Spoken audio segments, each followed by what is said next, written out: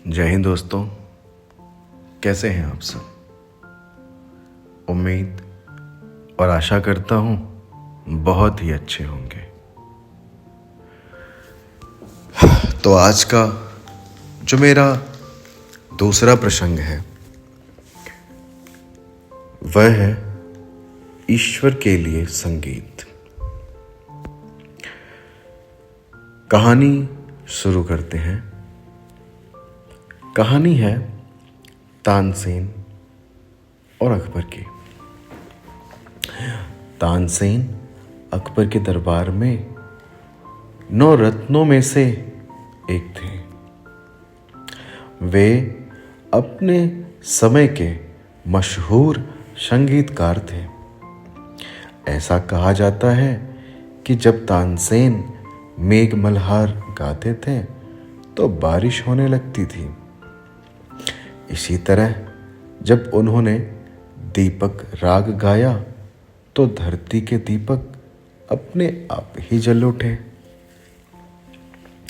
एक दिन अकबर ने तानसेन से कहा, मैं तो उस संगीतकार का संगीत सुनना चाहता हूं जिसने तुम्हें संगीत सिखाया है। इस पर तानसेन ने कहा, महाराज, मेरे गुरु तो स्वामी हरिदास हैं। वे तो आपके दरबार में आएंगे नहीं, क्योंकि मेरी तरह वे आपकी नौकरी में नहीं हैं। वह जंगल में एक झोपड़ी में रहते हैं। जब उन्हें अच्छा महसूस होता है तो वह गाते हैं, और जब अच्छा महसूस नहीं होता तो वे नहीं गाते हैं। बादशाह अकबर ने कहा कि अगर वे यहां नहीं आ सकते तो हम उनकी झलक देखना चाहेंगे। जब वे हरिदास की झोपड़ी में पहुंचे तो देखा कि वह झोपड़ी के बाहर चुपचाप बैठे हैं और उनका वाद्य यंत्र पास में रखा है।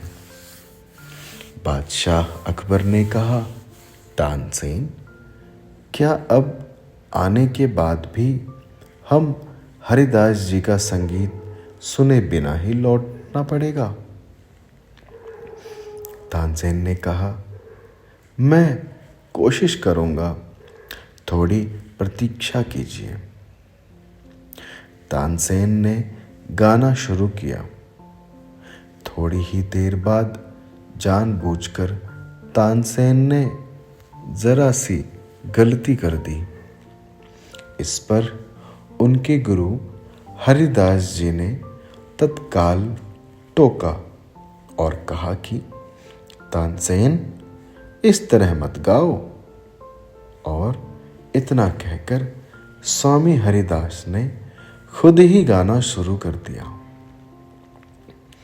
उनके गायन में तो गजब का जादू था।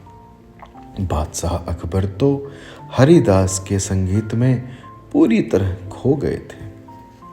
उनके एकाग्रता तभी टूटी जब हरिदास ने गाना बंद कर दिया।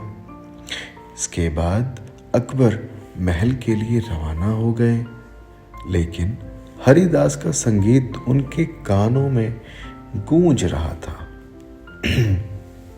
रात को अकबर ने तानसेन से कहा, तुम वाकई बहुत सुंदर गाते हो।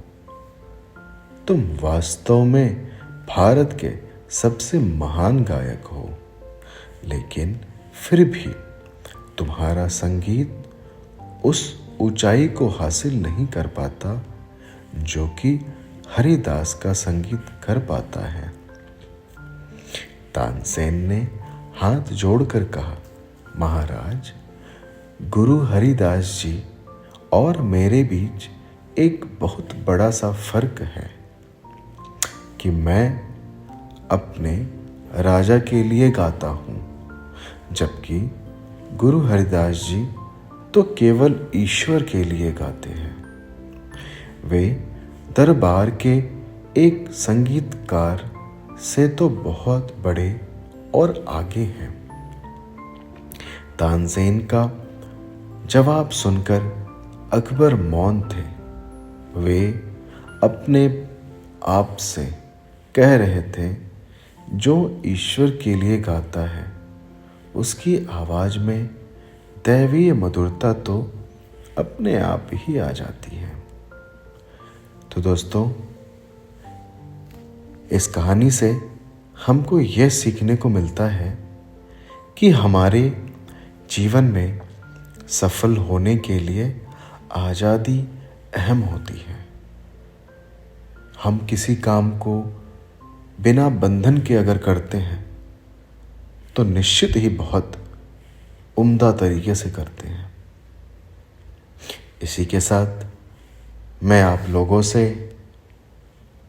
लेता हूँ विदा और मिलूँगा अपनी अगली कहानी में। तब तक के लिए सुरक्षित रहें।